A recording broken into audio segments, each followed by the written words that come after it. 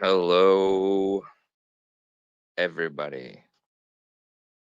Just give us a moment while we're getting set up here. We're going to get our panel up, our co-host going. Thanks, everybody, for tuning in. Get our panel, our co-host going. Thanks, everybody. Should be a good night. We had a lot of action today, a lot to discuss.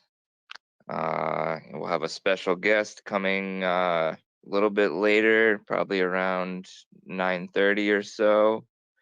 In the meantime, as I said, just let us get our bearings and we'll open it up. Hello. Hope everybody have a good day. Good to see everybody. I love every time coming on here and seeing a new hero. Nothing makes me happier. Love all the art. But good to see everybody. Give us a few more minutes and we'll get rolling for y'all. We got an exciting guest for y'all, so we're looking forward to it.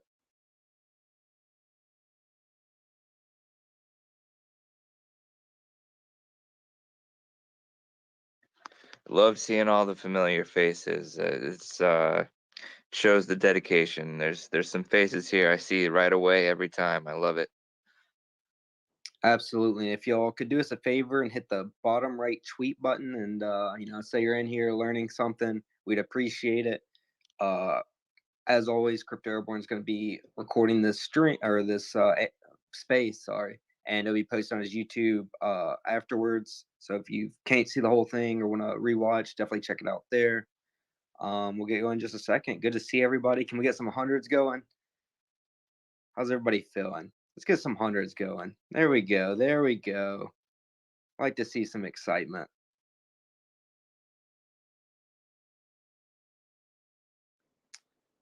Thank you. Well, we can get it rolling. I know people are still joining in.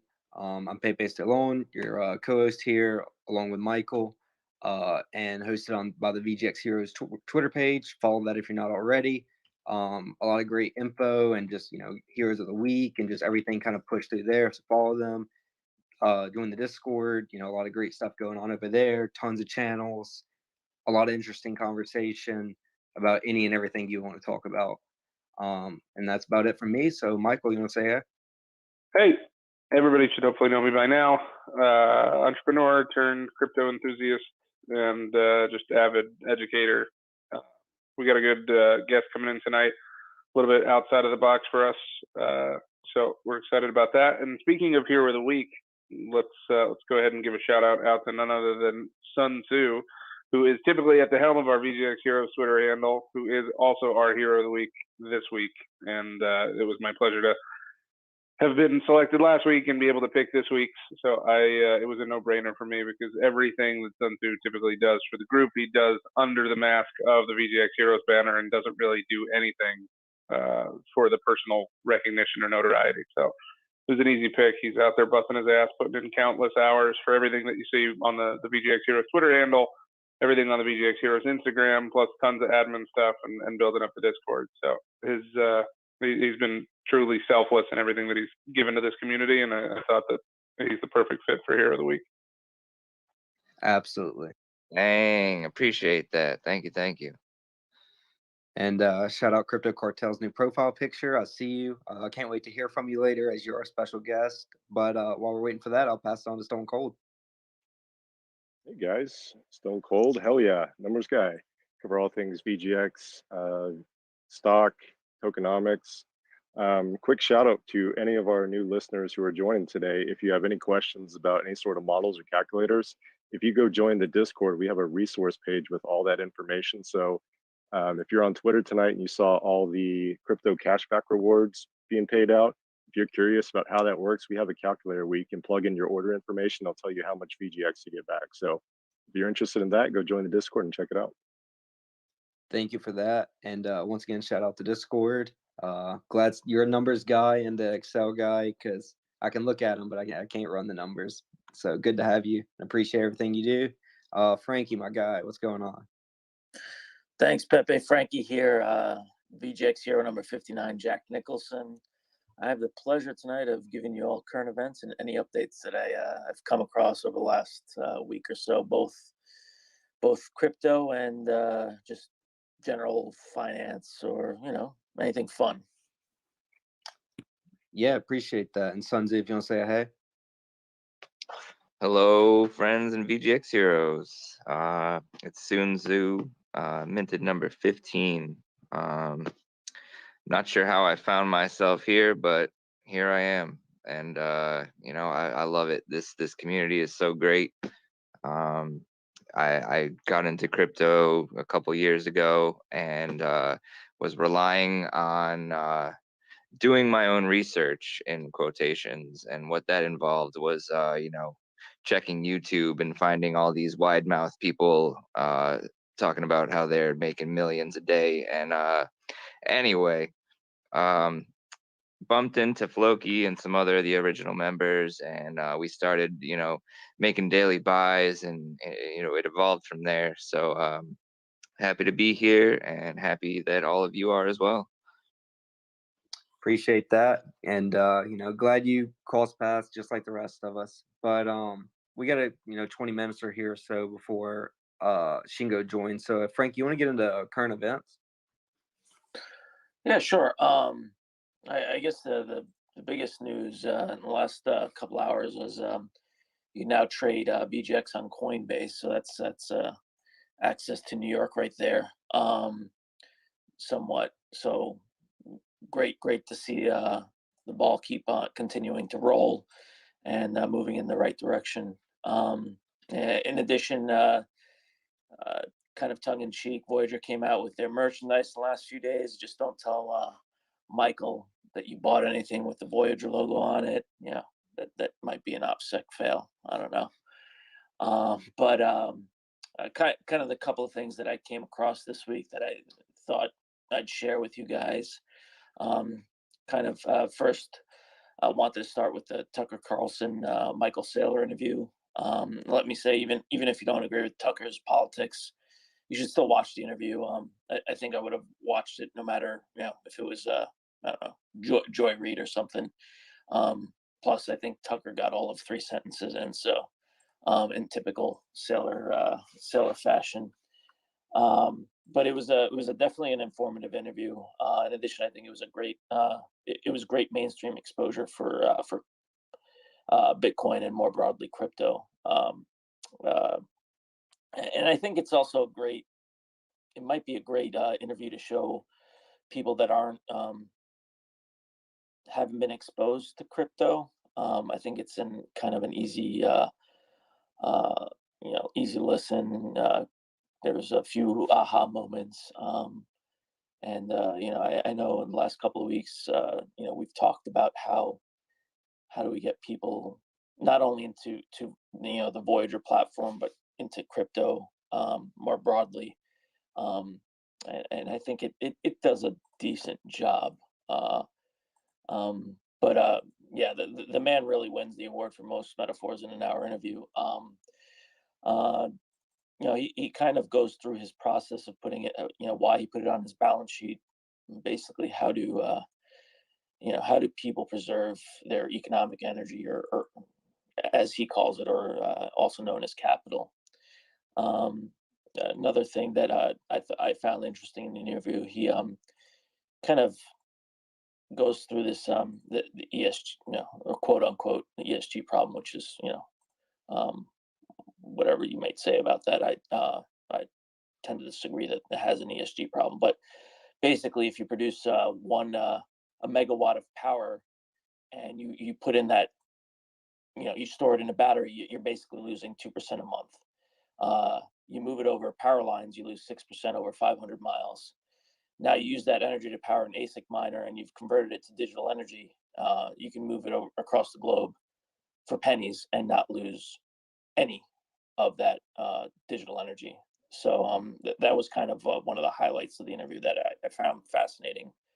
Kind of moving on, over the Thanksgiving weekend, they saw that there was there was a lot of people, a lot of news of the skies falling and whatnot, and just knowing, you got to really understand that it's probably one of the most illiquid weekends of the year, and hedge funds do take advantage of it. So if you have any limit order, you know, any sort of limits on your positions, you always want to take it off during Thanksgiving weekend. By the way, you know, not financial advice, just common sense. You know, that along with the lira crashing, Powell's statements causing a bit of a taper tantrum, led to a lot of large investors getting flushed out. And speaking on Powell, speaking on subject of Jay Powell, yesterday I think it was, he was backpedaling on the term that he's been using, transitory. Surprise, surprise again. The Fed now believes that the inflation target of 2% has been reached. Yeah, okay. Who could have saw that coming? I think most of us here could have. So it looks like they'll start to slow the quantitative easing and you know, turn it around. Although there might be some issues with that. I don't know if you can unring the bell once that happens. He also said he expects policymakers in December to discuss accelerating timetable for tapering of monthly bond purchases. You know, speaking before the Senate, again, he could taper, could wrap up in a few months sooner than anticipated, and that would open the door to interest rate hikes thereafter. I, again, have my doubts. He also said that it's probably time to retire the word transitory, but I didn't know the Fed controlled the Oxford Dictionary. And you know, also was listening to an interview real quickly on CNBC where you know, they were talking about I bonds, inflation bonds, and those are returning 7.2%. And I guess my question was, you know, these are issued by the government and they're inflation protected. I guess my question is, why is it yielding 7.2% if real inflation or CPI is supposedly you know, targeted for 2%? So who knows? Yeah, and I guess my last item that I found really interesting, this one podcast that I listened to, Tales from the Crypt, which is Marty Bent, had an interview with Matty, and I'm gonna butcher his last name, Mezakis of Crypto Voices, and he just goes through a thread on Twitter on the global monetary base. So I think everyone should check that out. Kind of in summary, 1970 monetary base, global monetary base was 200 billion. 2020, just 50 years later, is $29 trillion. So global fiat has compounded 12.8%. That's a 6-year.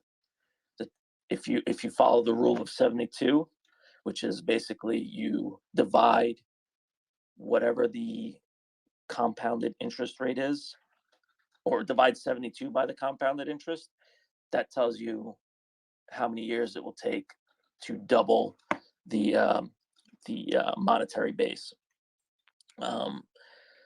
So it was a real eye-opening kind of thread and interview, and he does go through Bitcoin, and even though Bitcoin in the last 13 years has compounded in double digits, now from 2020 to 2141, the growth rate will be 0.1%. So yeah, if you're taking that and you're looking at it through the lens of the global monetary base of 12.8%, I think I know which one I'm picking. So that's kind of my current events, what I found interesting. Please, if anyone has any questions, happy to research and answer in any way I can. Yeah, appreciate that and appreciate your perspective. Go ahead, Michael. So I thought that was a very thorough summation of the. I'd like to circle back to the Saylor piece though, and just I'd be curious to get everybody's take on what they think Saylor's role is in the space, or what they think his contribution is. Do you see him as a positive, as a negative, as a true Bitcoiner, or just an opportunist? What's everybody's current read? Because I'm sure everybody saw he went big again and added another shitload of Bitcoin this past week. But what's everybody's take on Saylor in general? Stallone, what about you? Yeah, so like most people, get mixed feelings on him, and I even saw a post this week about him owning 1% of possible supply and things along that line.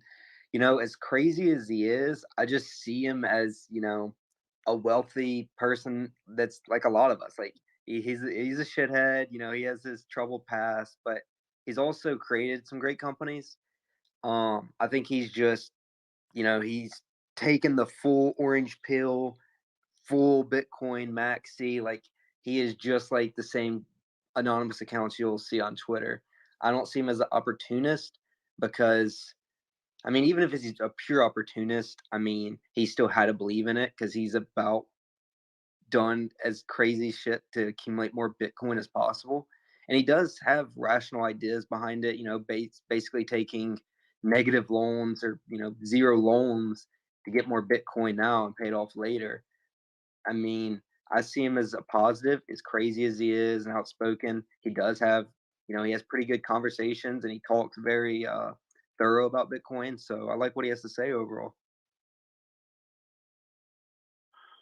Frank, what about you? What's your read on him?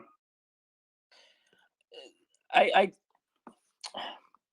have mixed feelings with him. I think he's obviously arrogant, but I guess when you're at that level, you kind of have to be maybe a bit of a narcissist as well. I kind of look at Max Kaiser and kind of Saifedean and see what I kind of want to. I look at him through their lens. So if I'm kind of a follower in that respect. If they have something positive or negative or indifferent to say about him, I'll take their advice. But at the end of the day, whether he's an opportunist or not, he's definitely giving exposure to Bitcoin, right? So Tucker Carlson, he went from Tucker Carlson specifically went from making fun of Bitcoin, like being in awe of understanding it now. You saw that whether it's staged or not. In the interview, like in a looking at the interview, you saw the progression of like the aha moment he was having. So I think overall he's a good marketer. Yeah, but he might have his nefarious reasons as well. Yeah, personally, I don't see him as being a bad actor and being nefarious. I do think that he's not necessarily a fundamentalist in the truest of sense. I think that he tries to toe the line. I think he tries to be as committed as he can be, but also walks the political line a bit more diplomatically than I think your traditional maxi would do in terms of pandering with the Bitcoin Mining Council, which is just, I think, shitty nomenclature for an otherwise kind of innocuous idea. I think that was really just essentially the precursor for like a lobbyist group. And I think that it was just somebody that didn't know their Bitcoin history choosing shitty naming and shitty wording at the end of the day, but it really wasn't necessarily as nefarious as it was spun to be initially. I saw a lot on Twitter this week about how Bitcoin is centralized because he owns almost 1% of all the Bitcoin. And I was like, all right, first of all, let's crunch the numbers. He owns, 6.4 tenths of a percent of what's currently out there, and less than 0.6% of what will ever exist once they're fully mined. That's hardly what I would consider centralized, because especially a lot of the people making the claim that made Bitcoin centralized are the same people buying shitcoins that are a 70% pre-mine owned by 4 people, and yet conveniently leave that part out. So I don't think that he currently poses a risk at his current overall share of the current supply.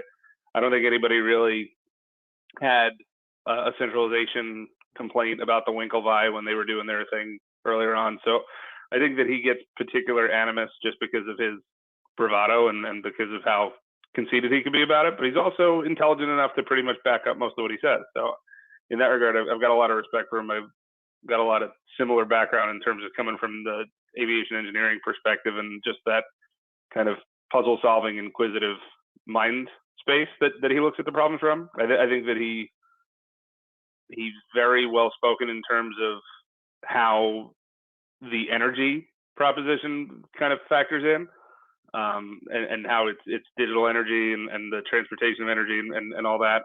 I think that he also panders though to the crowd when it comes to currency. Like he's now taken a hard line that it's not a currency, it's just property, and it's not intended to be a currency. You still need fiat, and he's still talking about fiat as the medium of exchange. I think that's all well and good. He seems to have kind of gone anti-hyper Bitcoinization, but I think that's him playing politics, honestly, more than him truly believing. That's where I think he doesn't have much conviction.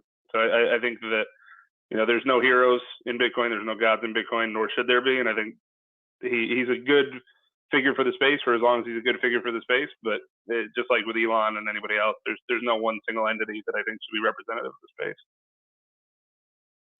Yeah, I totally agree. Stone Cold. I'll take him over Max Kaiser any day. I've seen a couple interviews with Saylor. Liked how he came across, and he certainly can't argue he's, you know, put his money where his mouth is. And I mean, shit, I see Peter Schiff just going after him constantly, so he's all right in my book. I mean, he's out there changing the landscape, and you see all the interviews. Like, I had no idea he was on Tucker this week. So I mean, he's certainly getting the word out there, and you're starting to see the adoption increase with all the increased publicity we're getting with it. Absolutely. General, if you want to go real quick, because I see Shingo just joined, so we'll get wrapped up here and then get into Particle. Yeah, hey guys, I was just gonna say real quick. I mean, what he did with purchasing Bitcoin, I mean, he created an ETF essentially, and you know, it's evident when you look at the large institutional shareholders of MicroStrategy. You know, I think Morgan Stanley invested $500 million. I think BlackRock's in there. I think BlackRock owns like 5 or 7% of MicroStrategy. Vanguard owns, you know, under 10%, but it's like almost 10%.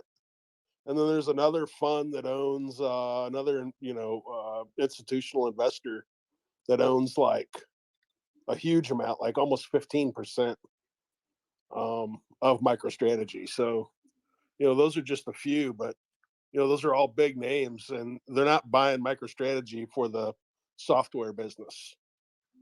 You know, they're buying it for the Bitcoin.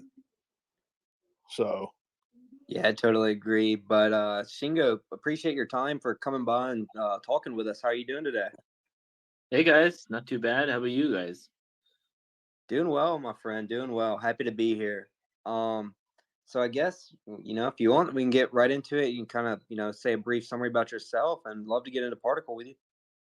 Yes, yeah, guys, and thanks for having me on. You know, it's you know, it's so awesome to have such a active and, you know, vibrant community around Voyager. And you know, this has been something that we've been working on for a while. You know, and there's a lot of, you know, Voyager DNA in Particle. So it's great to be able to bring these two communities together, especially, you know, with the integration with Avalanche and everything. So yeah, so I mean, I wanted to use this time to let you guys ask any questions about it, and ask any questions that you had about Particle, and, you know, answer those. I don't know how much background you guys want me to give on myself, but you know, I back in 2016 started what became Ethos. And, you know, there's still many people in the community who are from around that time, and we, you know, with the mission of creating a really easy and accessible crypto interface, we grew that to over 100,000 users, and then we met Voyager, and, you know, the two companies made a lot of sense together, so we integrated the two companies together and you know, merged crypto and traditional together to create, you know, Voyager, which we all know today, and And then, right after sort of I'd finished that and left the board in February, I got a call from Philip, who said he had this crazy idea, along with Loic, to create, fine art NFTs. And as soon as I heard it, I knew it was a really awesome idea, and wanted to figure out how we could do that. So we worked for a while, figured out the legal strategy, figured out a whole bunch of other things, and then finally today we announced our first acquisition, which is the Banksy Love Is in the Air, which we acquired back in May at auction, and we're going to be showcasing it at Art Basel Miami in partnership with the ICA, and we'll also have a pop-up in New York, if anyone is able to come either to Miami or to New York, to showcase the painting, and then we'll have we'll sell the NFTs, and then hopefully kickstart what will become one of the best collections, fine art collections in the world that is owned by the community.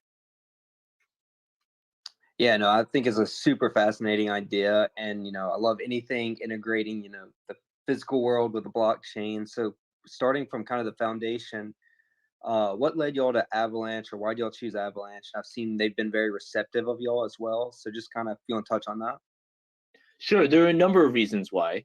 One of the biggest reasons was user experience. And especially for people, we're trying to bring people into the NFT space who may not necessarily be in the NFT space, and it's not a great user experience right now on Ethereum, where the gas fees are quite high, and it can sometimes be difficult to sort of get into the space. So we really wanted to try and build a user experience, and Avalanche was really aligned behind that.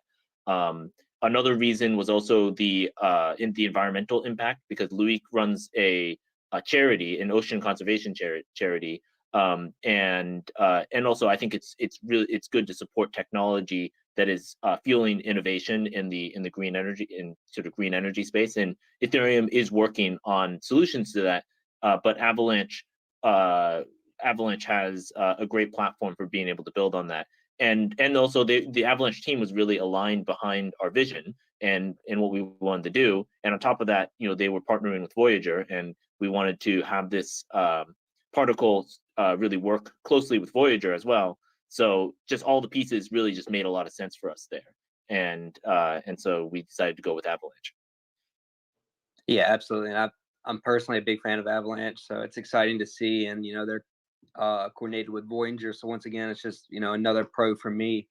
So I'm somebody that's not your traditional art. I'm a younger guy. I never got into it, but Banksy is somebody that I did have to look him up and stuff, but he is a very known, and I've seen his artwork. So it's a cool piece. But what led y'all to Banksy?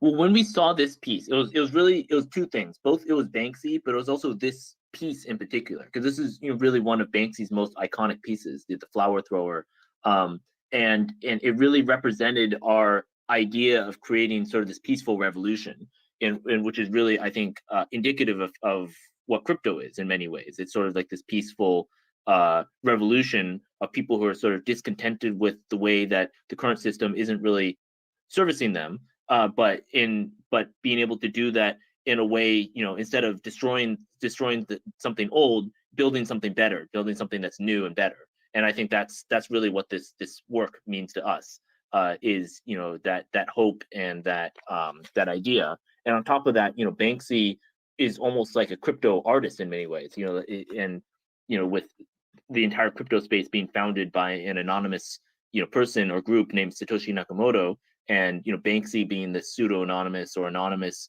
figure that represents many of these ideas. It was really, I think it was powerful in many ways, and represented what we wanted to achieve with this piece, with this project, and we thought that people were really excited to be a part of a really iconic piece. Yeah, no, that was what I found most fascinating with the piece, and I agree. It was true. Like, dang, like if there was going to be a piece of art that was fractionalized, it would be a Banksy piece. But I want to welcome anybody in the audience. If you have any questions for Shingo, feel free to request and get you up here to ask your questions. Some more questions I kind of had is, I read about the Particle Foundation, and showing off the art. Is it so? by holding a piece, it would work in any way like revenue generation from the actual art piece, or is your value purely on the value of the interpretation of the art? So what we wanted to achieve with the NFTs was we wanted to figure out how we could really sort of digitize the essence of the art. And this was really sort of some of the ideas that we were looking at were some of the things that previous people did sort of at Burnt Banksy. And their idea was, well, if we destroy the physical piece, then we can create a digital, rendition of it that can sort of travel in the digital world. And you can think of this almost like this sort of this chain of ownership, or this this chain of provenance that I always like to refer to it. Going back to the original artist. The original artist created the piece, and then that piece, traveled and went into something a collector's hands. It got sold, and you have this chain that goes all the way back to the original artist. And we wanted to figure out, how do you continue that into the digital world while at the same time preserving and protecting the physical work. And so that's how we landed on this idea of particleization, where we utilize a nonprofit foundation. And by putting this piece into the nonprofit foundation where it's never intended to be sold, we can sort of complete that chain of digital provenance into the digital world and allow what we call digitization without destruction. So the physical piece can be protected while people can participate in the ownership through the NFTs. Fantastic, thank you. I see Ross, you hopped up here. Do you have a question for Shingo? Yes. Kind of springboarding off the, why did y'all go for Banksy? Is this something, as far as future acquisitions, that y'all are looking at more contemporary artists? Are y'all going to be looking at any classical artwork? Is it going to be more about the message of the artwork with regards to which ones y'all target? So the biggest thing that we want to do with this collection is we want to build a collection of really trophy pieces that really resonate with people in different ways, that are culturally significant, and that people will be sort of really excited to be a part of, and that wouldn't be accessible to people otherwise. And so this piece definitely fits the bill in terms of that. But at Christie's, Loic was the chair of their post-war and contemporary art, and he was responsible for some of the most iconic pieces, being sold, including the Salvador Mundi, which was the most expensive piece ever sold at auction. And so, really, what the vision is to give people access to pieces that they just wouldn't have access to otherwise. Even myself, I don't have access to that market. It's a really difficult market to get into, but Loic does have access to that. And so I think the kinds of pieces that we want to acquire are going to be really iconic pieces just across history. So there might be classical, might be more contemporary, but that's really the sort of the top criterion for that. Okay, no, that's great. I appreciate that. And I guess one more question before I hand it over to other people to ask questions. But how would you say that Particle differentiates itself from kind of a similar investing platform, Masterworks? Is it strictly just the digitization, or is there even a more distinct difference between the two platforms? That's a great question, because I think that Masterworks actually provides a really nice foil for Particle in many ways, and showing sort of why Particle is different. One thing that Masterworks does, and which is part of their model, is they say, we don't care about what the art looks like, we don't care what the art means or who the artist is. The only thing we care about is making our clients money. And that's that's great, because that's what their audience wants, and that's what their customer base wants. But we think that it's more than that. The being able to participate in the ownership and experience of art is there's something beyond that, and beyond being just a financial transaction. And so one thing that Loic says oftentimes is that ownership of art often enhances the enjoyment of it. There's a certain amount of enjoyment that a person gets when you go into a museum and look at the art.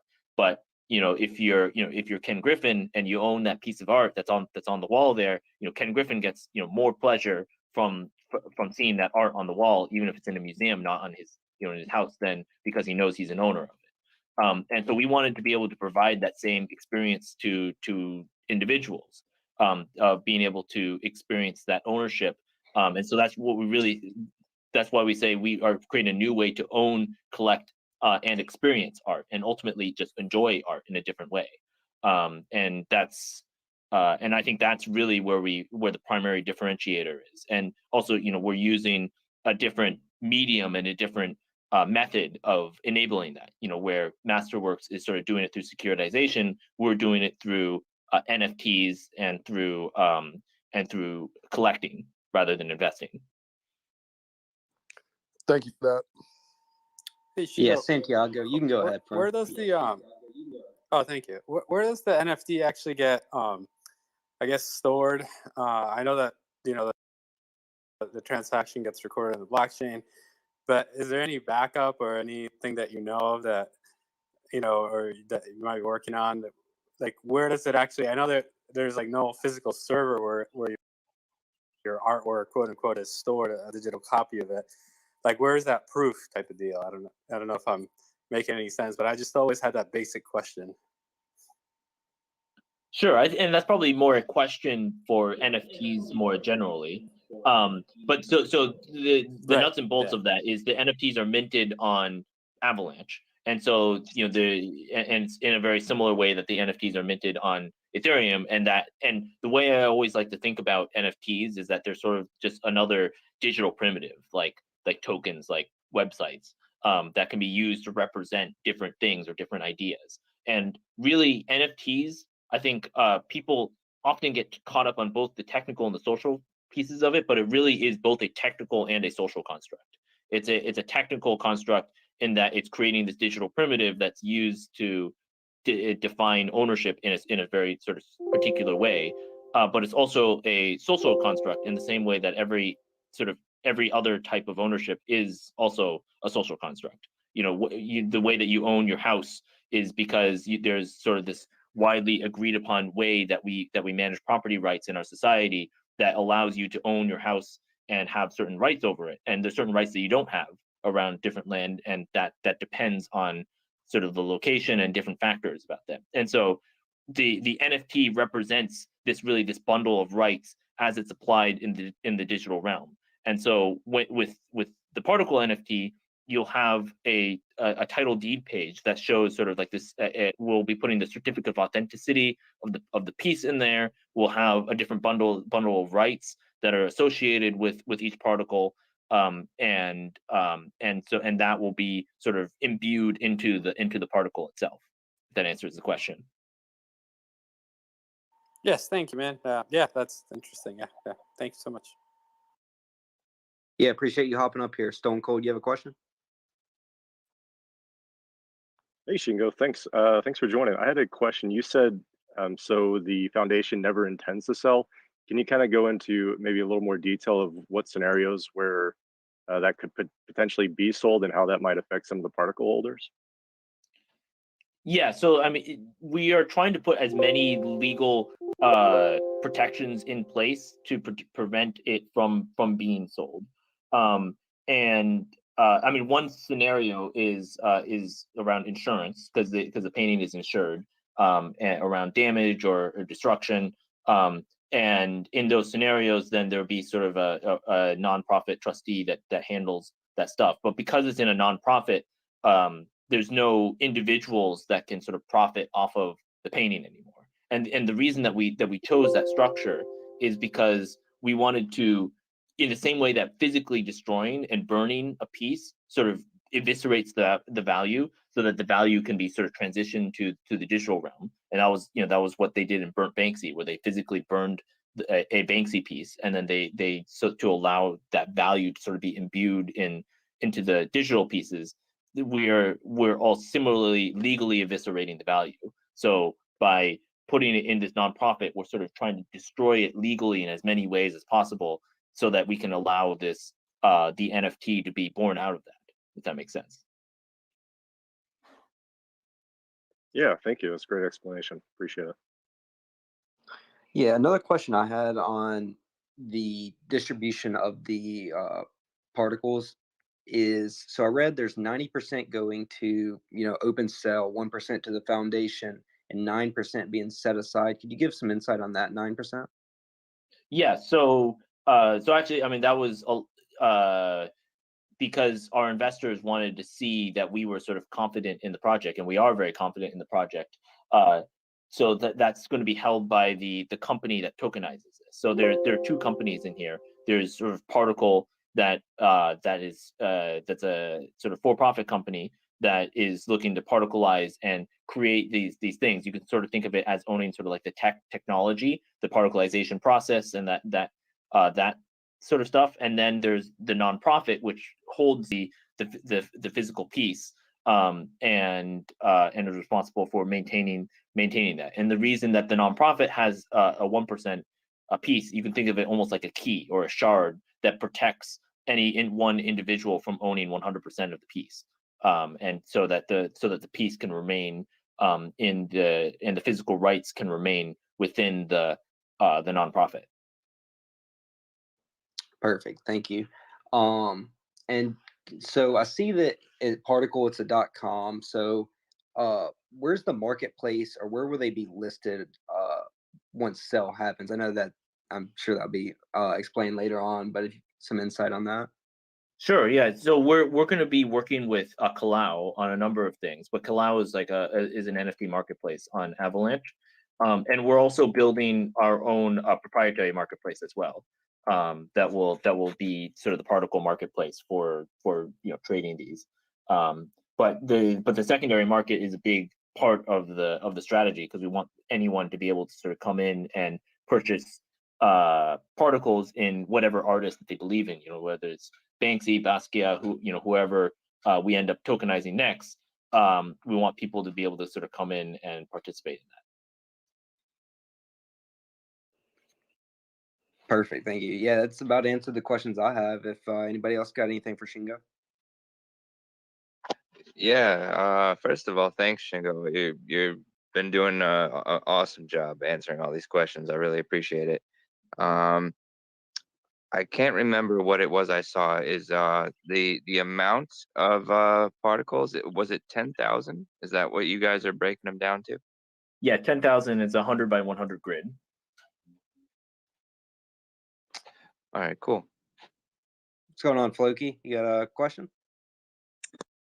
Hey, Shingo, how you doing, man? I got a question for you. Well, two, actually. The first one is, which one is your favorite Banksy documentary? I know that there's two available accessibly, the one on Netflix and the one on HBO Go or HBO Max. I was wondering if you had a particular favorite that you recommend to people. I haven't actually watched either of those because I'm actually in the similar boat as many of you here, where I don't profess to be an expert in fine art at all. Loic's really the expert here in fine art. But similarly, I think my experience in this project is going to be really similar to the experience that many of you and many people that we hope to bring into this will be. Like, this is a way that's it's both I think accessible to people wanting to get into NFTs, but it's also a way for people to really get into fine art. And I had never really had any exposure to fine art prior to this. And I'm using this also as an opportunity to learn myself. So I wouldn't be able to give you any intelligent answer around that. But from what I've seen, all of the Banksy documentaries are quite interesting, because Banksy is a very enigmatic figure and a very interesting guy. Yeah, legend. It's like fine street art. The one on Netflix, just so everybody knows, it's called Exit Through the Gift Shop.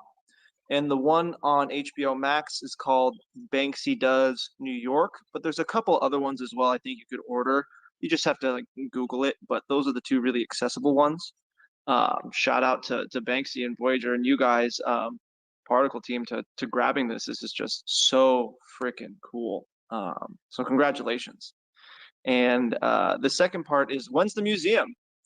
I want to see it. And how many pieces do you need before the actual museum pops up? Well, we'll be unveiling the piece first at the ICA, the Institute of Contemporary Art in Miami. And so if anyone's there, by the way, if any of you are at Art Basel, I'm actually going to be leaving tomorrow for Art Basel. You feel free to stop by. I think I shared the details on Twitter. if any of you are going to be able to make it. But we'll be unveiling it there, and then we're going to be traveling to New York, and then we'll have a pop-up there for about a month. So if any of you are in New York, then you'll be able to go to the pop-up there, and then we have plans for both a digital presence and a physical presence, going into the future. But we really want to try and do a fast follow-up with painting number 2 pretty quickly after this one. Awesome, thank you. And let me know when you're in LA, because I'll be all over it. I'm sure it'll come to LA at some point. You know, I've been tempted to go down there. I might have to go down there this week. I'm not too far away, just a few hours, so I might have to stop down there. But Azura, I see you hopped up. Sorry, I'm terrible at names if I butchered that. But you got a question? No, I just listened in right now. Okay, perfect. So kind of tying in, so I know there's maybe some whitelist spots for VLP tier. Do you have any more insight on potentially how that may work? So I mean, that's really a lot of it's up to Voyager. I mean, we gave a pretty significant allocation to Voyager, and I know that they're planning to do sort of like a multi-tiered release to VLP members, and I think it's only going to be available to VLP members. So it won't be accessible, but don't quote me on that one. But yeah, that's the plan there. And then I'm pushing really hard to try and get VGX as accepted for this first work. It's really a product question because everybody wants to get VGX accepted, and we're working really hard on the product side to get VGX accepted. But we'll see. It's 50-50 right now, but definitely on painting number 2, we'll have VGX accepted as payment. Exciting stuff. Love hearing that. We got somebody up here. Liv, you have a question? Hey, Shingo, finally. Thanks. It's good to talk to you finally. I want to ask, what inspired you to make this company? Well, I mean, I would say it's really a collective inspiration. You know, there are 5 founders in this. You know, Philip, who many of you know, is the chairman and one of the founders of Voyager, and Loic was Philip's sort of childhood friend, and they'd known each other for quite some time. And Loic, you know, is a big name in the art world, and so it sort of hatched there first, and then they brought myself and Adam in, my dad, Adam. You know, we one of the co-founders of Ethos, and then they brought us in to help figure out a lot of the crypto stuff. And you know, again, as soon as I heard this idea, I was like, you know, this is definitely something that could be really big and something really interesting. You know, being able to marry the fine art world and the NFT world, because I think that really a lot of the interesting applications of NFTs are going to be around the bridge between the physical and the digital, like how you can really represent physical things in the digital realm in ways that are sort of useful and applicable. And I think that that's where a lot of sort of big applications of NFTs. And so, you know, we see lots of NFTs being applied to our digital art today. And I think that, you know, it'll continue to be applied to digital art, but I think it'll start to expand into physical art and collectibles. And that's really why I think that that this company was really interesting. And then we have Oscar is the last founder, Oscar Salazar, who's also founder of Voyager, and one of the founding architects of Uber. And then Philip brought in his brother Harold as the CEO of Particle. Who actually Harold wanted to be here also in this in the AMA, but unfortunately he's in Europe, so it'd be a little bit too late for him. But maybe another time you guys get to meet him. Yeah, we'd love that.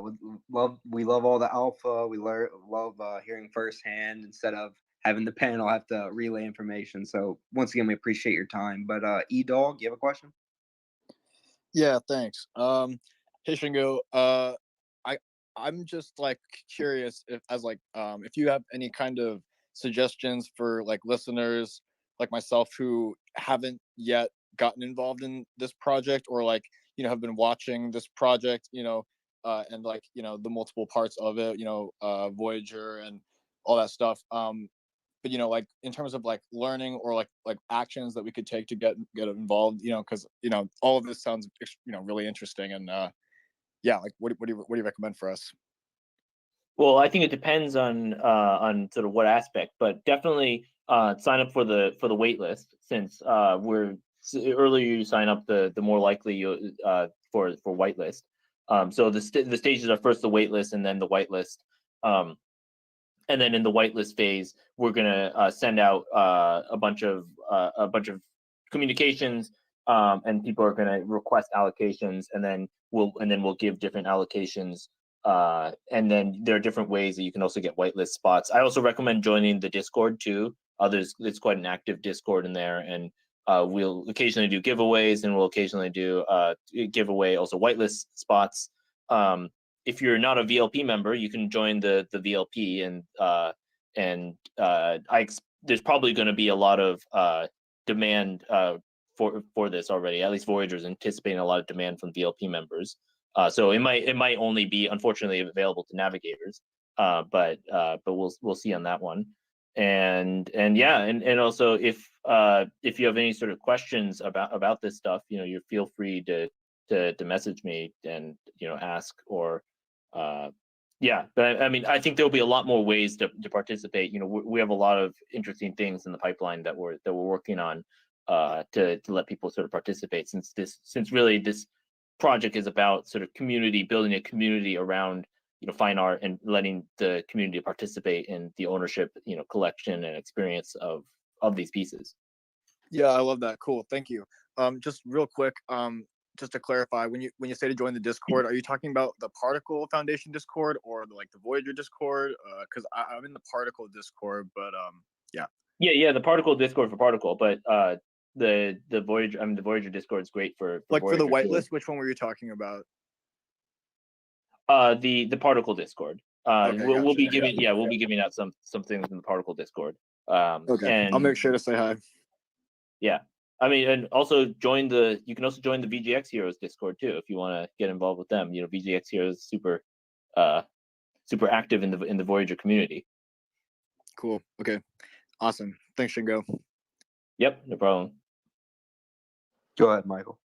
So just got me thinking that this is going to be basically an allocation of a physical asset. And being as it's a bit outside the box from normal NFTs, do you anticipate it being somewhat bear market agnostic or resilient?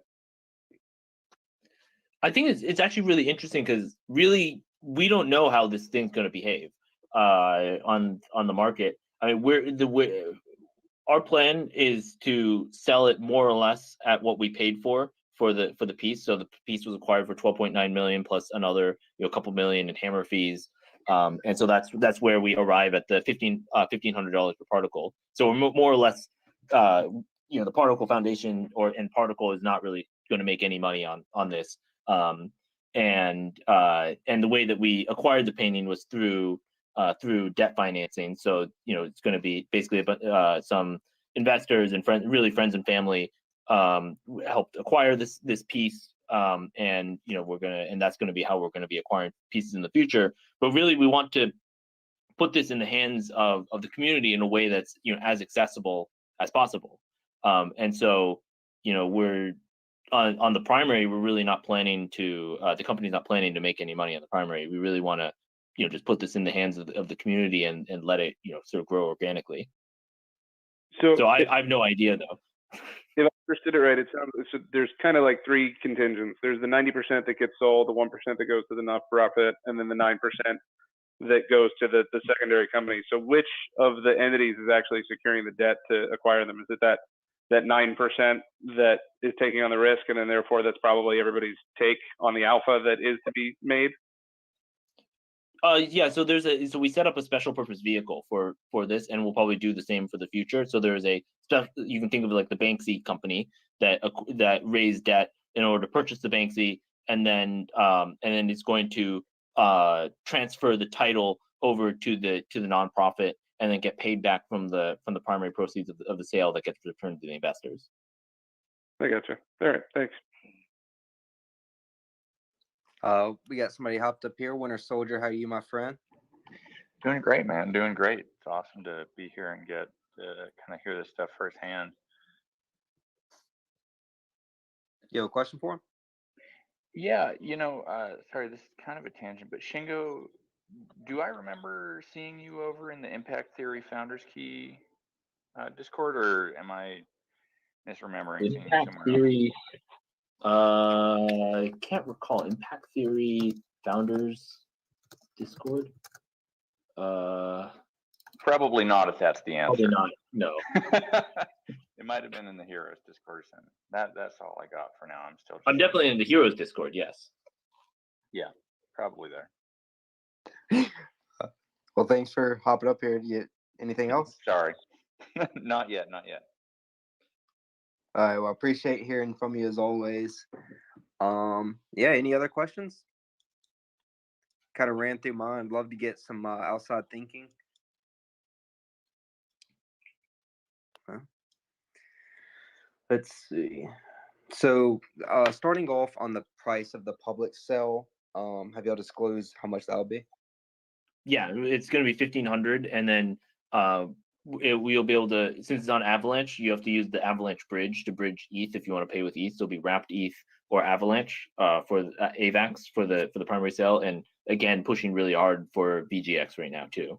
I'm actively in conversations with all the relevant parties, but there's a lot of pieces that have to come together for that because VGX doesn't exist on Avalanche right now. So I'm working on that. But yeah, that's going to be the way it works: 1,500, and then AVAX and wrapped ETH. You go ahead, Floki. Could you talk about any of those difficult pieces, or can't disclose? I'm very curious. Well, it's just that the VGX doesn't exist at all right now on Avalanche. And so I know that Voyager is working on a couple of things. I'm not privy to all the things that Voyager is working on the Avalanche side, but they're working on deposit and withdrawals and stuff like that, which they talked about in their releases. But we have basically any asset that goes to Avalanche has to be bridged through the Avalanche bridge. And in order to do that, there's a bunch of technical requirements for that. Like you have to be in Chainlink, you have to have data feeds, you have to be able to create a wrapped version of it on the AVAX side, and then lock it up on the E side. And so it's just fulfilling all those technical requirements in order to enable people to bridge VGX over to Avalanche, and then to have a data feed so that it can be accepted for the primary. Right on. Thank you, sir. Yep. Crypto, I see you hopped up here. You got a question?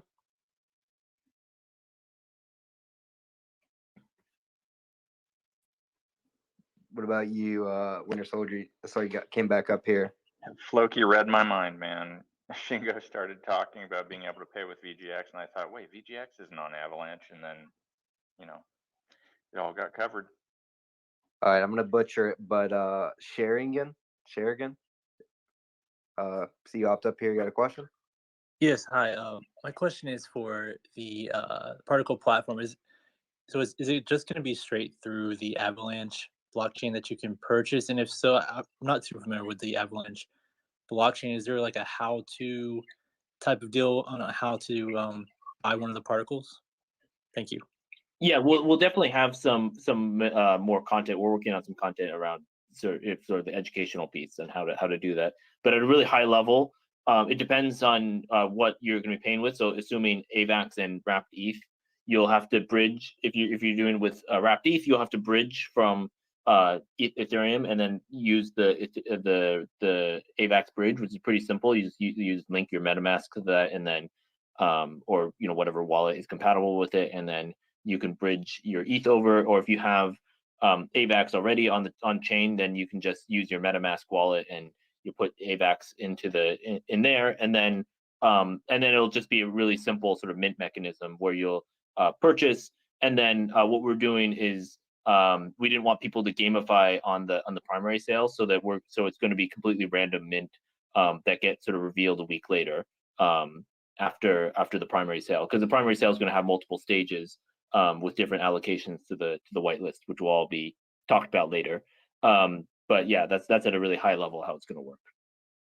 Yeah, I love the idea of kind of the random factor. I'd love to hear that. But Sunzi, you got something? Yeah.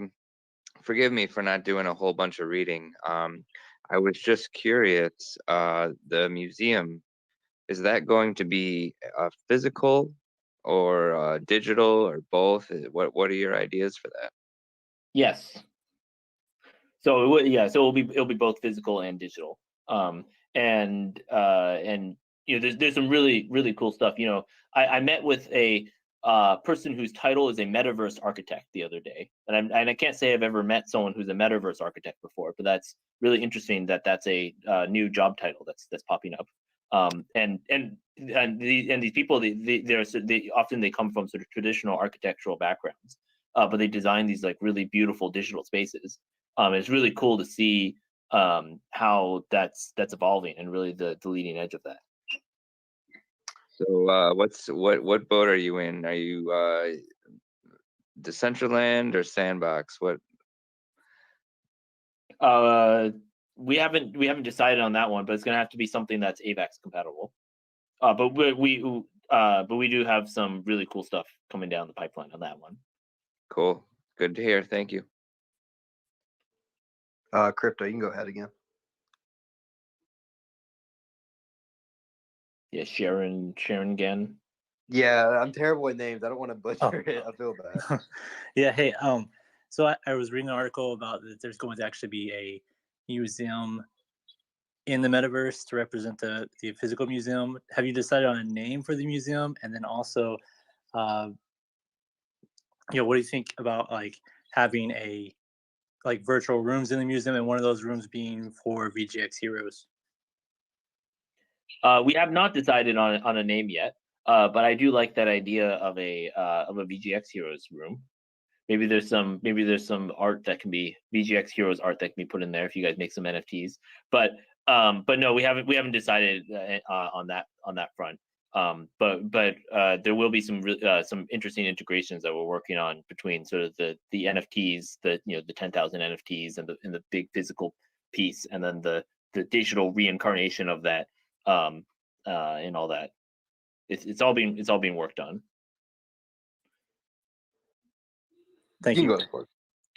Sharnigan Crypto, man, first of all, appreciate the shout out, man. And I've been a fan of your posts for a long time, since before Heroes. Very, very clean.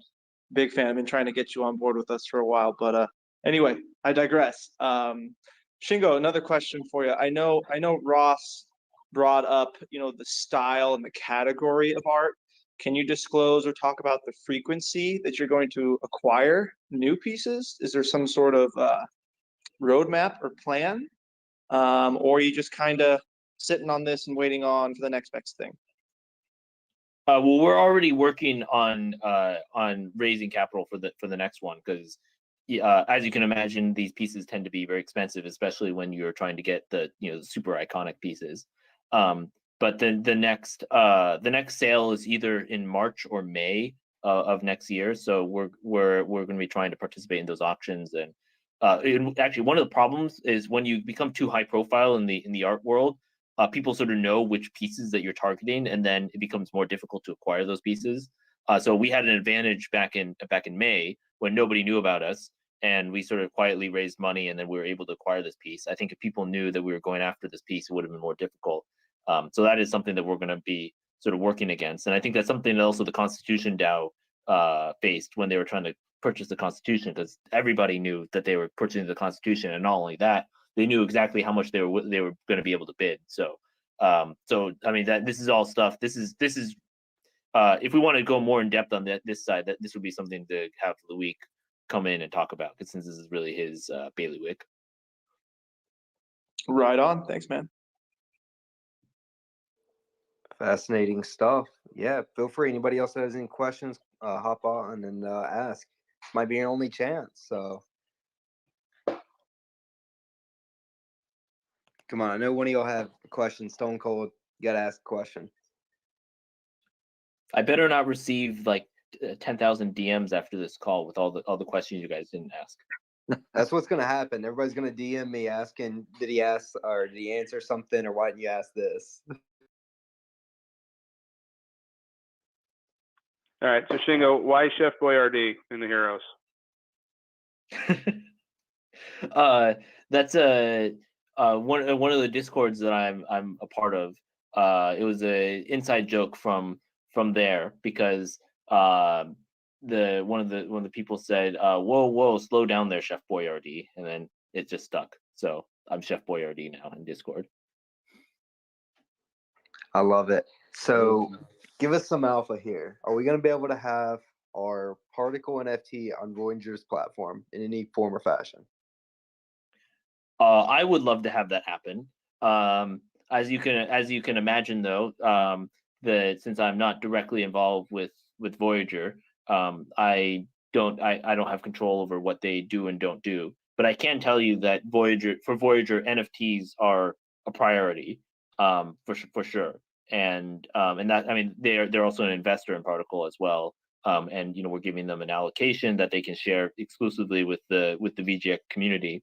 And so this is definitely something that is part of the Voyager strategy, and also especially with Avalanche too. I think it just made a lot of sense between Voyager, Avalanche, and Particle to sort of put all these pieces together. But I would love to give you insight on that, but I just don't have any insight on that. It was worth a shot. I appreciate it, but it's good to know. Good to know. Once again, I appreciate your time. Any other questions? I could just keep it going if no one else wants to jump up. Wow, it's been a long day. Jump up on here and ask some questions. But were you at the auction? Were you the guy holding up the little circle thing on a stick? Like, tell us about that. Tell us about that. Like, it must have been exhilarating. Were you even there? No. Usually the bidders themselves aren't in there. You have an agent that it's those people on the phone. I don't know if any of you watched the Constitution DAO auction, but you'll have like the on the phone. Brooke was the other side, and then you had I don't remember the name of the guy for the Constitution DAO, but you have those people on the phone at the front there, and then you're talking to them, and then you're telling them what to do. And in this case, the person on the phone was talking to Luik. Luik was telling them what to do. I think it'd be really cool. I'm sure the video exists somewhere because we were recording some of it, and but it was a pretty nerve-wracking auction actually to watch. It was a 14-minute long auction, which usually auctions don't go for that long, especially for like the non primary pieces. Since this was more like a secondary piece in this particular auction, even though it was really the most high quality Banksy that came out for quite a while until Love Is in the Bin got auctioned in London. But yeah, I mean, it was a really fun thing to watch, and maybe you guys will get to watch the next one when we're bidding. Although we may not want people to know which one we're bidding on. That would be so cool if you could get us some of that footage just to see some of the excitement, especially if we could get the close. Once it fell into your guys' hand, that celebration moment, that would be cool to share with the community. I think we have some footage somewhere. Actually, Philip was in Luik's apartment in New York, and then Luik was like nervously pacing around and trying to make sure he did it. And if you guys can see the footage, I think there's footage out there somewhere of the auction. You might be able to find it because it's all live streamed, and nowadays every auction is live streamed, and then I think it's recorded on YouTube and all that. So you might be able to fast forward to the point where the Banksy is being auctioned, and then Luik was using a technique where he splits the bid. So usually they make you bid in like 100,000 or 500,000 or $1 million increments, and he would split the bid and like bid 50,000 higher just to wear out the other side. And so Luik knew what he's doing. I have no idea what I'm doing. If I was going to bid on it, I'd be bidding way more than I should. But Luik knows how to do that. So the price y'all got it for going into that, is that kind of the range y'all wanted to get for it? What did it go on the higher side, lower side? Could you give some insight on that? It was roughly around where we were expecting it to go. The estimate for I think it's hard to utilize the estimate that Sotheby's gives you or Christie's gives you, because those estimates are usually like not super accurate. I mean, because in this case their estimate was 3 to 5 million, but everybody knew this one was going to go for way higher, since this is like a super iconic piece, and in a really at a time when Banksy was super hot. So but this was actually roughly around where we expected it to go for. and we had a little bit of leeway, but it was like we just sort of edged it into the upper end of the range. Fascinating stuff, and I appreciate it because once again, that's not my area. I'm a pure blockchain guy, so I love learning new things. So it's interesting hearing about the the physical art side. I'm learning new stuff about this all the time too. I mean, I'm also I would say quote unquote pure blockchain guy too. So it's really interesting to learn about all this stuff. But what's really interesting, I think, about the art market is that it's really not that fundamentally different from like Bitcoin or many cryptos in that way, where if you look at the intrinsic value of this art, like if you deconstructed the art into the paints and the the physical materials, the art is worth just a tiny fraction of what it ends up selling for. But no one's going to dispute that art has a certain value, and in many ways the idea that sort of collective experience and asserting a certain value on the art, of being whatever someone else is willing to pay for, it's exactly the same mechanism that powers so much value in crypto too. And so it's interesting. It's very different in many ways, but it's also really kind of similar in many ways too to crypto. And I think that's really why it made a lot of sense to bridge. And also I think that's why we're seeing that NFTs, it's their first big use case is in art. And I think that's really a big reason for that. Great, thank you. A quick point before I forget. Nobody knows yet besides the education team, but John, the VP of Avalanche, once again, names, I don't want to butcher it. He's coming on next week, so we'd love to have you back, or Luis, or anybody from the team that wants to stop in while he's here. Oh, is John Nahas going to come in? He is. That's some special alpha for everybody that's in here listening. So yeah, he's hopping on. We planned it about a few weeks ago, nearly a month, I believe. But yeah, he's coming on. Oh yeah, that's awesome. John's great. Actually, he's one of the people we work pretty closely with at Avalanche, and he's been great. And he, I would say, a decent part of the reason that we chose to be on Avalanche in the first place is John. So maybe you can go thank John for getting Particle on Avalanche. We'll be sure to do that. I appreciate that, Alpha. Good to know. But once again, opening the floor. And I know you said you had about 45 minutes or so definitely let us know whenever you need to go. But I got another like 15 minutes or so. So if anyone else has questions, happy to answer them. Perfect. I mean, this is for you guys. Any questions you guys have, I'm here. I was about to say, I don't want right after this to see questions on Twitter about it. So this is your chance. Anything you think, no questions too dumb, pop up here. All right, we got somebody. McDuff's coming back for us. Okay, I finally have a reasonable question. So given that Voyager is, you and Voyager are working on trying to get VGX as a potential payment method for this or future particle drops, would it be reasonable to assume that Avalanche is a likely layer 2 integration for Voyager if they were going to move to one of them? It's funny you say that because Avalanche absolutely hates being called a layer 2. They want to claim to be an L1. They are an alternative. No, it's fine because I find it funny because I've made that same mistake too by calling them a layer 2, and they really don't like it. But I think that Avalanche. I mean, one thing that's been really clear, at least to me, as I've really been delving into Avalanche. I wrote an article on Seeking Alpha about Avalanche, and I've been really looking at the technology, and I think Avalanche is really quite interesting. And the way that sort of Avalanche came about was kind of similar, actually, in many ways to Bitcoin. There's a pseudo-anonymous group, I believe called Team Rocket, that came up with the consensus algorithm, and it's similar in many ways to other cryptos, and similar in the consensus mechanism, but also very different. And they have a really novel approach towards the consensus mechanism. And it comes with its own set of trade-offs, which are actually very different from the trade-offs that you see in sort of the crypto trifecta, but it works sort of in its own way.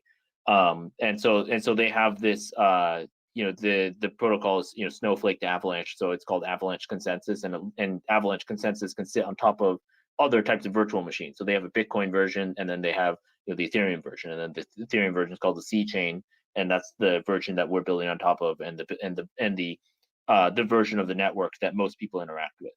But I mean, I could delve into the technology. I think it's really cool.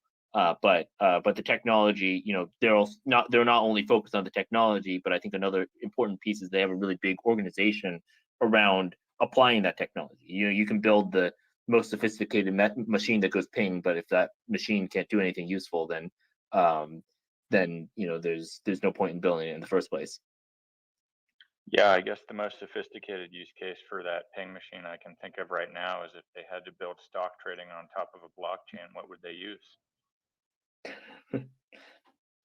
Well, I don't know if Voyager is going to be building stock trading on top of a blockchain anytime soon, at least, or anyone really.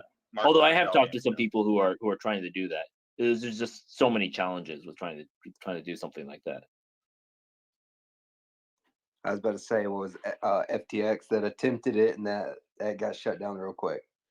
Yeah, Binance too. Binance had their whole sort of stock token thing, and that got shut down too.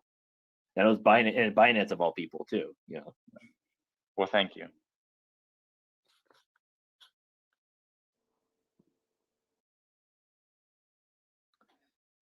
Come on, guys, don't be shy. Get up All here, right, ask a right. question. What would you hope to see end of year for Avalanche and VGX price? What are you looking at? Well, higher the better, I would say. Do I have to set a limit on question. What are you most excited for in Voyager's future? I mean, I've been really excited for them to really expand their footprint. Although I mean, right now, I think everyone's sort of impatient because Voyager. Everyone's saying, "Oh, why isn't Voyager growing fast enough?" and all that. But Voyager is just keeping up with growth right now. There's just so much growth, and it's really remarkable that it's just sort of so constant that there's really no breaks in the growth, and that's why people see sometimes some of the issues, the intermittent outages, and the issue with support. But that's just the nature of growing a customer base by literally 10,000% over the course of a year. And so what I'm really excited about is really Voyager is really starting to get into the position where it's able to scale and able to handle this growth and expand to a larger customer base, outside of just the U.S. and then also being able to expand its product offerings too.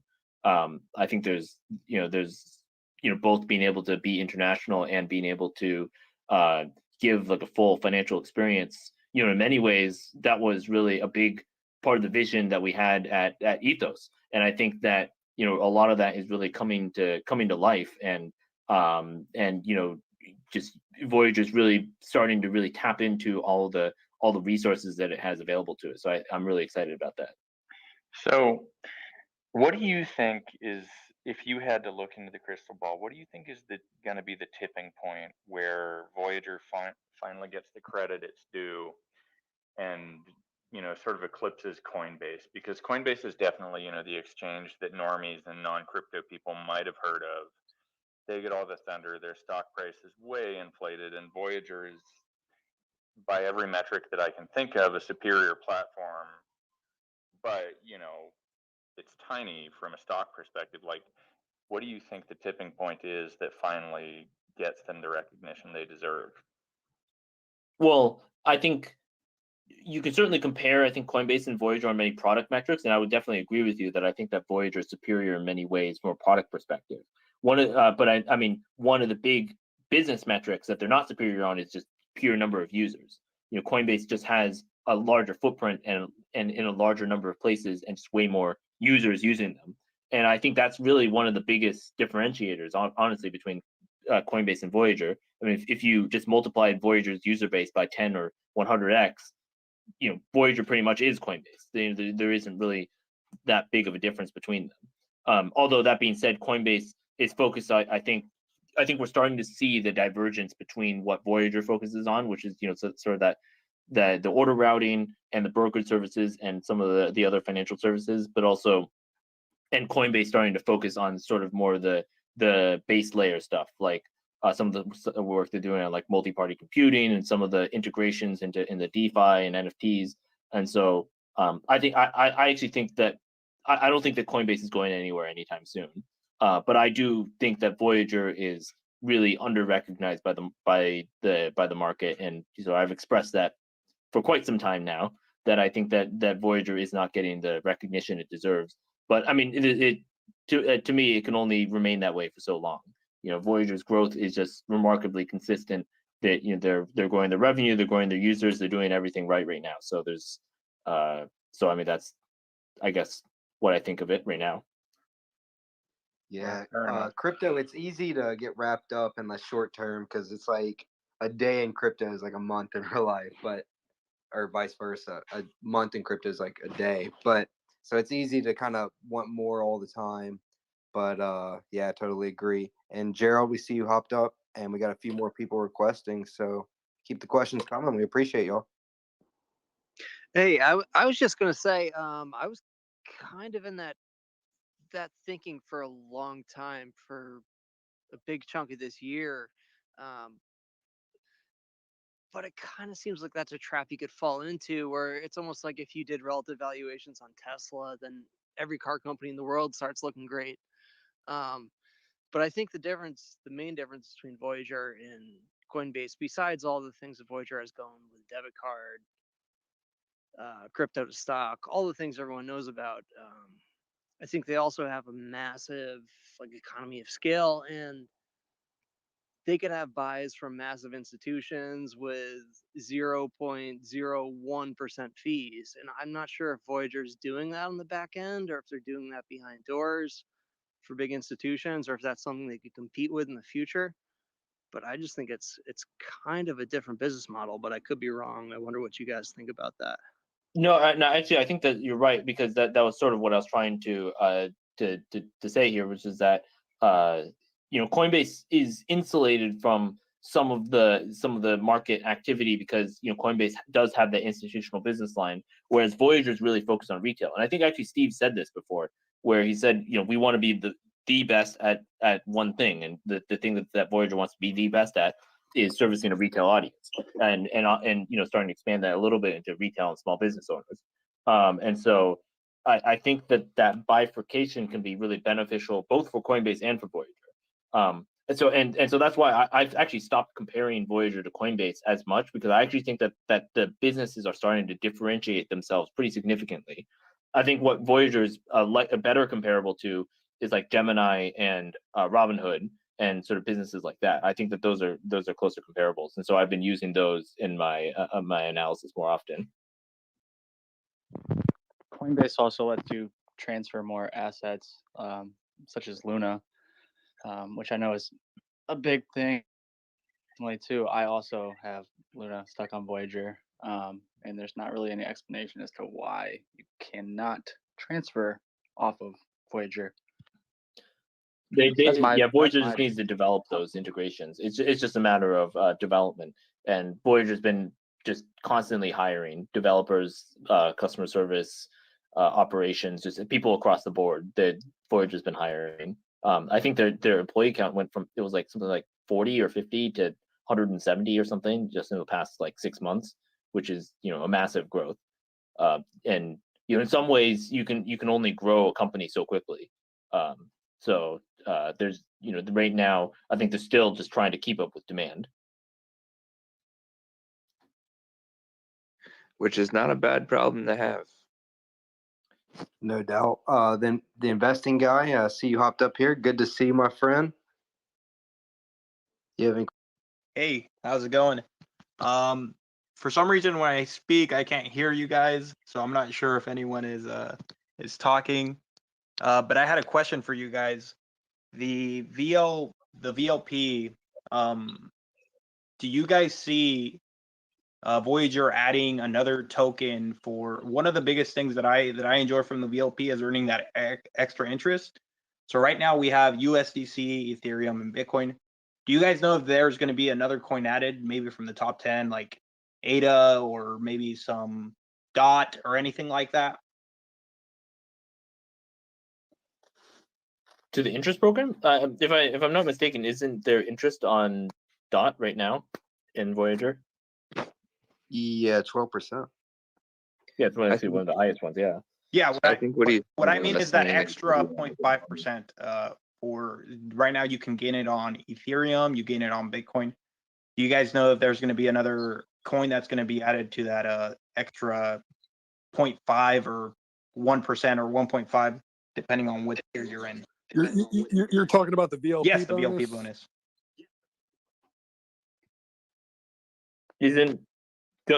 Don't you get that on I don't hold many other coins besides You get it on Bitcoin. Yeah, but don't you Yeah, do you get the get one? Bitcoin, Ethereum, USDC. There's a few of them you get the interest boost, but it's not on all coins. No, it's only on Bitcoin, Ethereum, and USDC. I see. Yeah, I'm not positive on that. I think no it's idea. interesting to look at. I Yeah, mean, down the line, that's something they could implement. You know, it's all speculation, but you know, if they were to add a tier or, you know, enhance the VLP by adding more coins to it, you know, those would all be great things. But I don't think anyone really knows yet what their plans are. I wouldn't even mind seeing the coin of the month get the extra interest booster in the future. Just, you know, an idea off my head. But eat your peas. I see you hopped up here. You got a question for us? Yes, sir. What's up, guys? It's Eat Your Peas here. Yeah, quick question on, we were talking about investor Voyager is, very focused on the retail side of business. I'm just curious, like what is stopping institutions from taking advantage of the 10.5% that they could easily acquire from Voyager? And then on top of that, on the topic of small business, I know Steve had mentioned in several forums before that, small business was an area that they wanted to target. What are some of the implications there that's kind of holding us back from venturing out into those spaces? Because I mean, to me, 10.5%, you'd think institutions and small businesses would be jumping, all over that. Well, you're asking a lot of questions that should really be directed at Steve and not me. But I mean, I can give my somewhat uneducated answer to that, and I think actually part of it is a service layer, where when institutionals work with an organization or with a company, they expect a lot of service and certain service level obligations. So I think it's actually largely that. And right now, I don't think that Voyager's just trying to provide service to the retail audience right now, let alone an institutional audience, which would be far more demanding. Okay. Cool. Thank but you. That's that could be entirely wrong too. So don't take my word for it. Gotcha. Yeah, you're the man. You got set up getting all the Voyager questions. It's the same questions we get that we have to halfway answer. So I know. Yeah. Philip also wanted to show up here too, but then he was also worried that if he showed up, then he'd get ambushed with a bunch of Voyager questions. So hey, it's just part of it. But yeah, once again, I know we're coming up kind of on that 15 minutes. So if you want any final remarks or any alpha, feel free. We're open to all alpha here. Well, I don't always know what I have, which is alpha or not alpha.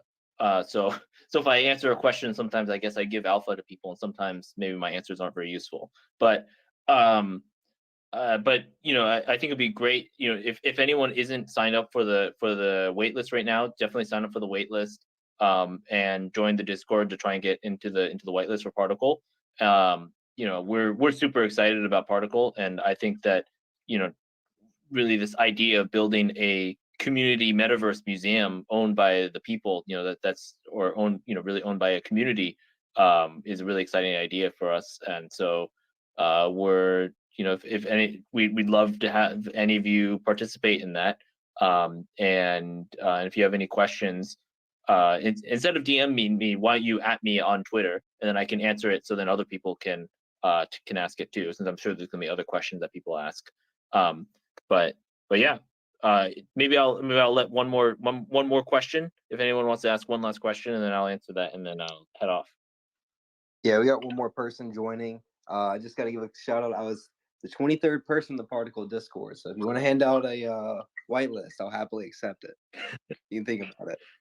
Well, we're going to be considering a number of factors, which includes how early people signed up for the wait list and the Discord. So that's going to be considered in there. Perfect. What's going on, DP? Hey, I have a question. You might have already answered this. I got in a little bit late. First of all, is this being recorded where we can access it at another time? And if so, if you could just kind of let us know. Also, with the sale of the particle NFTs, are they going to be sold with VGX or USDC, or how what's the type of currency that's going to be accepted? On the recording one, I'm not sure. I think that'd be a question for the hosts here.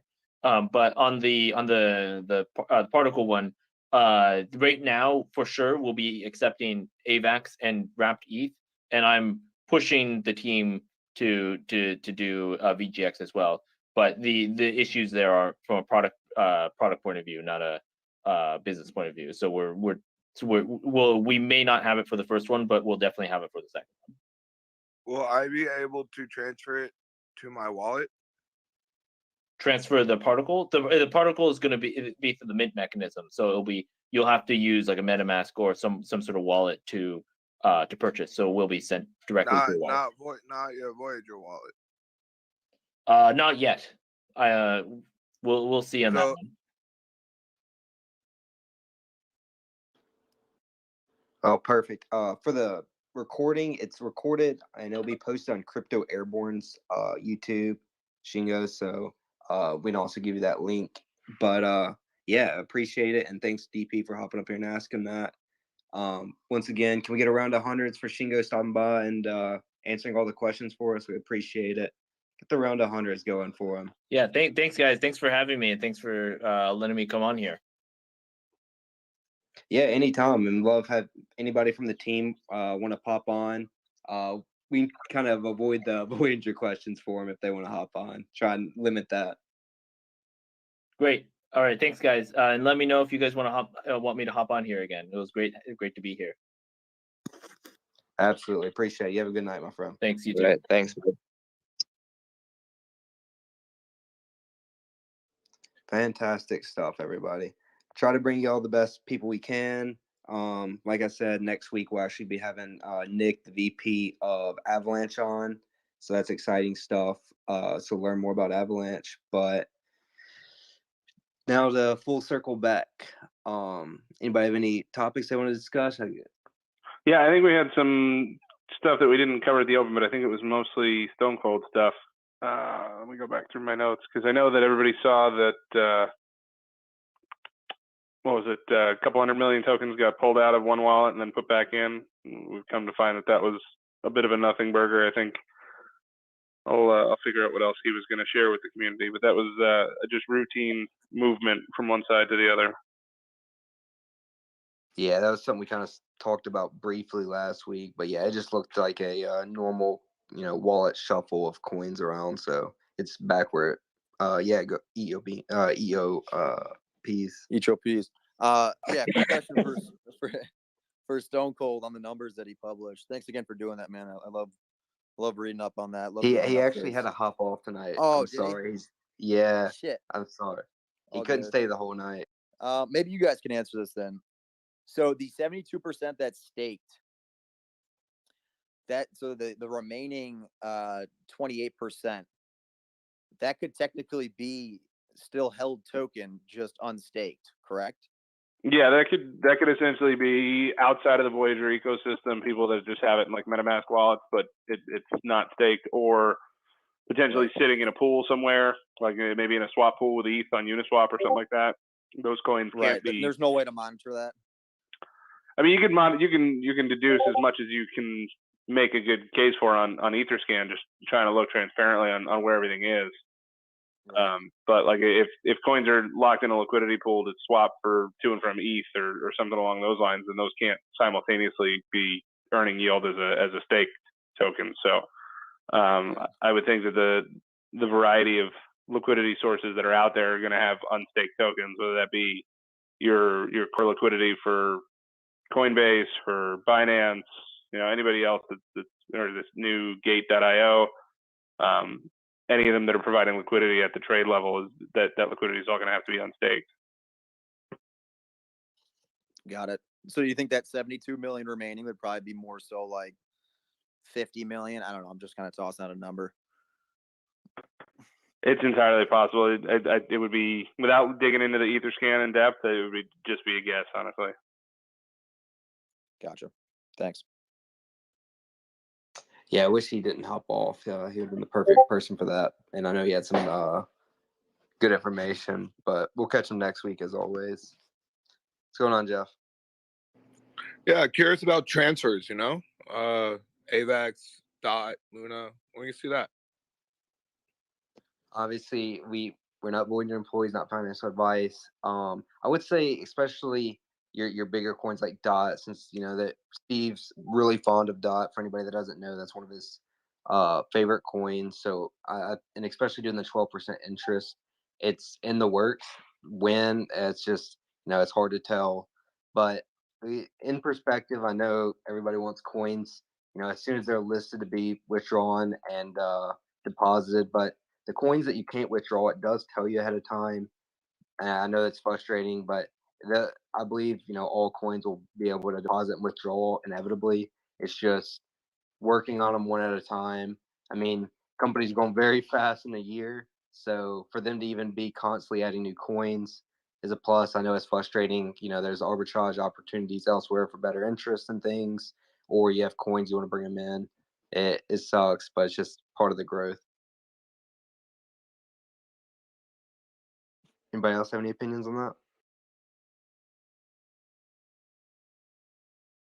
No, just before we veer too far off of the liquidity question that Goro had asked, speaking of the Coinbase liquidity, one thing we didn't get to cover at the top of the show before Shingo came in was the news tonight that we saw that Coinbase now is opening up VGX for trading to New York residents. So that's the first easy retail access to the VGX token that doesn't require using a DEX or anything like that to the entire New York customer base. So I think that should have a very positive kind of outlook as far as accessibility to additional, total addressable market and token holders.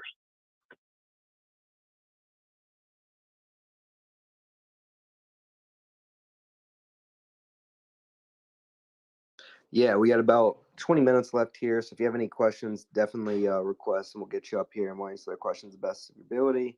Once again, thanks everybody for hopping in. We appreciate you. Follow the VGX Hero Twitter page. Join the Discord. A lot of good info going on over there. Crypto Airborne's recording this and we'll post the recording on his YouTube afterwards. So if you missed anything, want to catch up, want to rewatch Shingo or anything along those lines, it'll be there.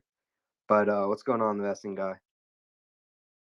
Hey, I have a question for Floki about the hangout happening in not this weekend, but next weekend. That's still happening, Floki? Any updates on that?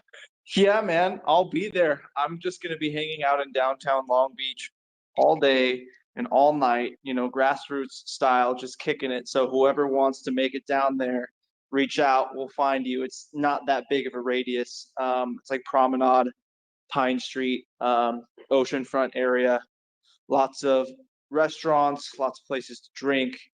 I know the metro goes right down there if you're coming in from LA. It's a cool spot. So I got that VGX Hero coin ready for you. That vintage Daytona one, I have it. And it has your name written all over it. I know you're in NorCal, so it's not going to be like a big extravagant Voyager thing. It's just kind of like whoever wants to be the homie and come through, come be the homie. We'll drink, tell stories, hang out, get into some shit, have some good old fashioned fun. For those of you listening that has like families or kids, they have the Long Beach Aquarium there. There's a ton of things to do. So whether you're rolling solo or with the crew, bring friends, bring fam, I'll be there.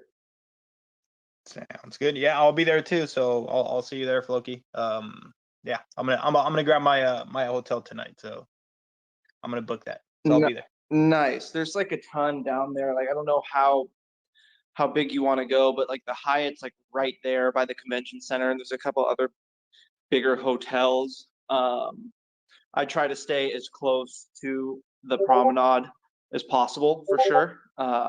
If you go too far up north, it could get a little dicey. Like if you're past 7th Street, you don't want to go up past there. But anyone who's looking into this, and Banjo, you as well, you could always DM me and we'll coordinate. Are you in the Discord as well? I sent a separate Discord link for those that want to come out. We'll talk. I'm going to be reaching out to people this week. So sounds good. You need to give us a Michael level map like he had for Daytona. You need to draw out all the spots, where to go, not to go. I'm ready to see it. It's not that big of a deal. It's like literally just a couple of block radius. So you're either there or you're not there. All right. Well, I'm waiting for the map then. But what's going on, EOPs? Welcome back. Yeah, just one quick follow-up question to Michael on the topic of New York and VGX being accessible now through Coinbase there. So does that pretty much just leave us at the point now where we just need to get the app approved for use in New York, or what are the final steps here to kind of push this New York thing through?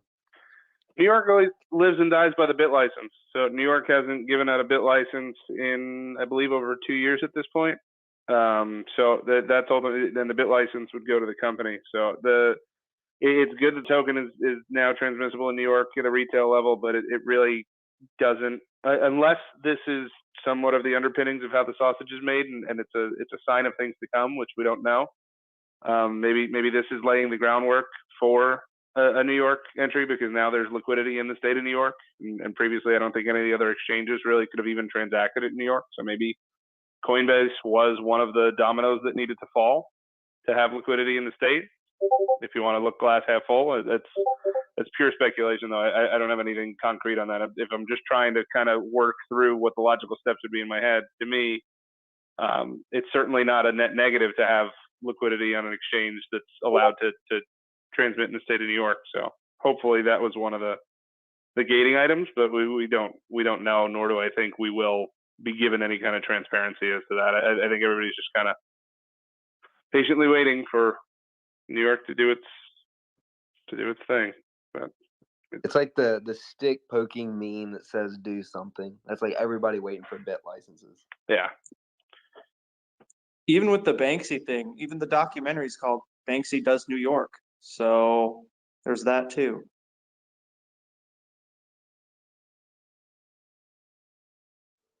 Cherry picking the info,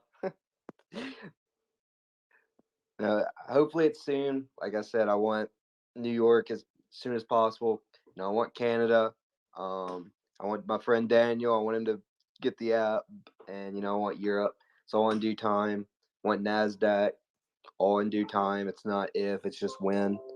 So we got a lot of stuff coming up. It's just being patient a little bit longer.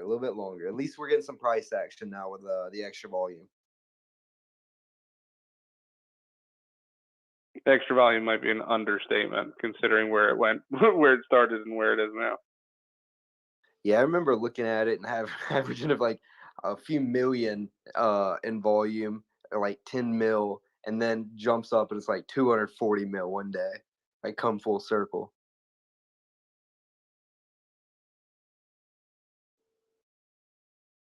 Anybody know the volume of the first $7 spike by chance? I'm actually curious of that now where we're on the subject of volume.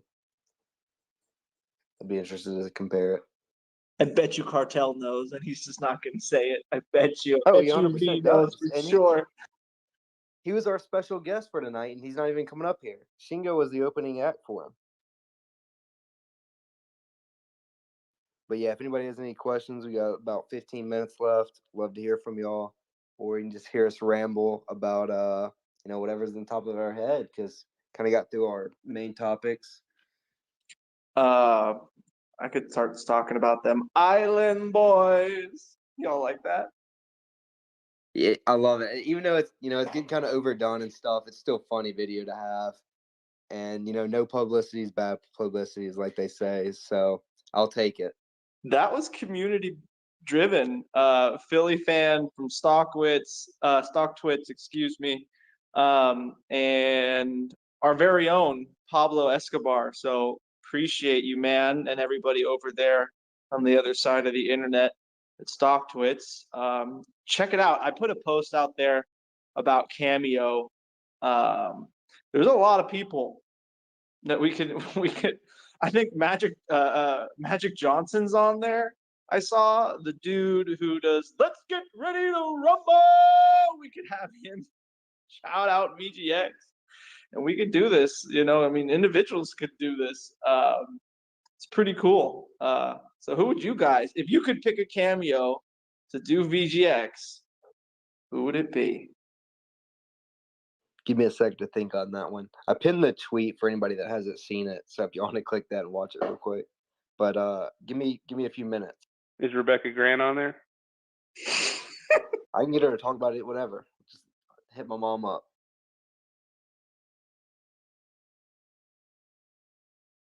The UFC Ready to Rumble, dude. That would be really cool. Let's get ready to VGX or Voyager, something. That would be really cool. So how much do you think it would cost to get some of those Cameo people to just read Cartel's tweets?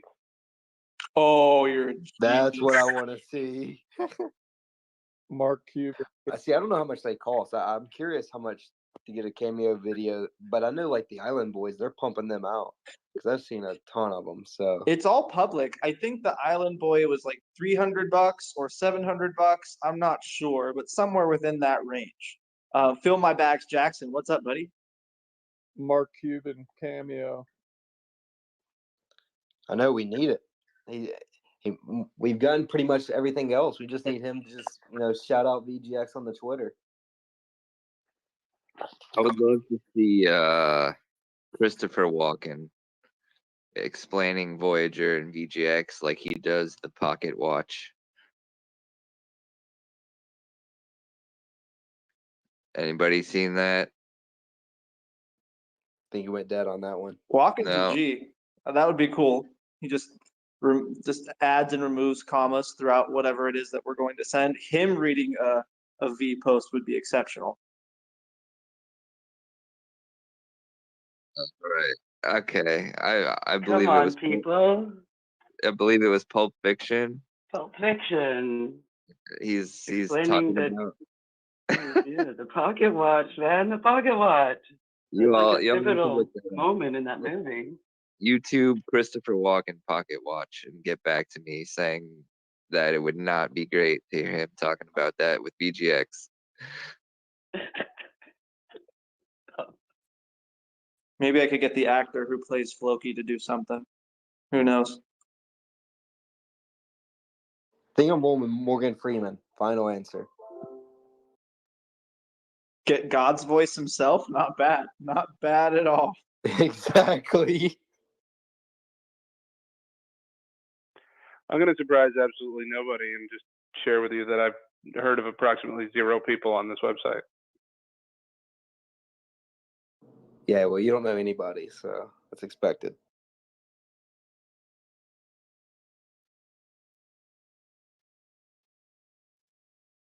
So you're on the site. Just start throwing names out there. Who are you reading? The Island Boys are on there.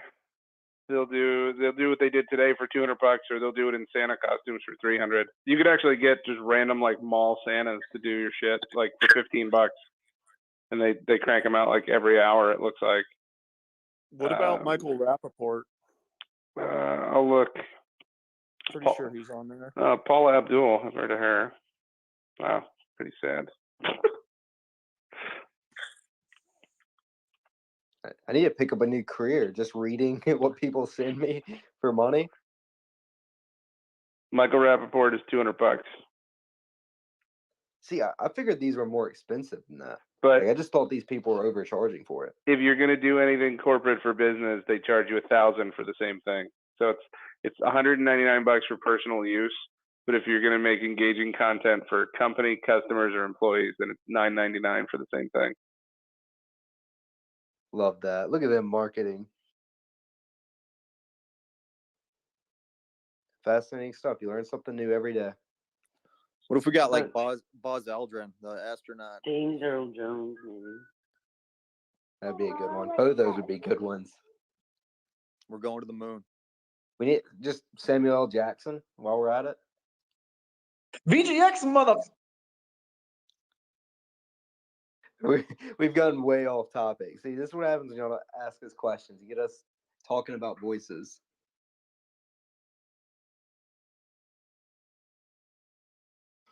Well, I think that's about it for us. We can go ahead and start wrapping it up and doing our closing goodbyes. Once again, appreciate everybody in here. Not trying to take up y'all's whole night rambling on, but once again, I appreciate y'all. Love hosting these. Ready to see y'all next week. So, Michael, what do you got for us? Yeah, join us next week. Don't forget, we've got the VP of Avalanche coming on, so that'll be good for anybody that's got questions about the AVAX partnerships and any of the developments that are coming down the pike with that. And then I think after that, we'll probably start to wind into maybe an abbreviated schedule or possibly take some time off going into the holidays. We haven't really gotten that far yet, but we'll probably wean things down into the holidays and then kick back up afterwards. And we're hoping to put together some more structured curriculum and content heading into the new year. So we've got a bunch of topics that we want to try to cover and break it down into bite-sized pieces so that it's informative without boring people to tears, and hopefully everybody can just get a little snippet of something to learn each week. Absolutely. Yeah, I'm looking forward to it. I got a lot of great topics that are more time consuming, so it needs, almost a dedicated hour or so, but we look forward to bringing that to y'all. But Floki. Eat your peas, everybody. Eat your peas. Feel the power of corn as well. Man. And strength and honor, everyone. It's been great. See you next time. While you're up here, Phil, if you have anything, the investing guy, I know he dropped off. Anybody have any final thoughts? Feel free to share before we close it out. Good. All right. Well, we'll catch y'all next week. Follow the VGX Twitter page. The recording from this will be on Crypto Airborne's YouTube channel. Subscribe and like over there. Drop a comment. We appreciate y'all, and we'll see y'all next week. Good night, everyone. Take care. Thank you, guys. Good night.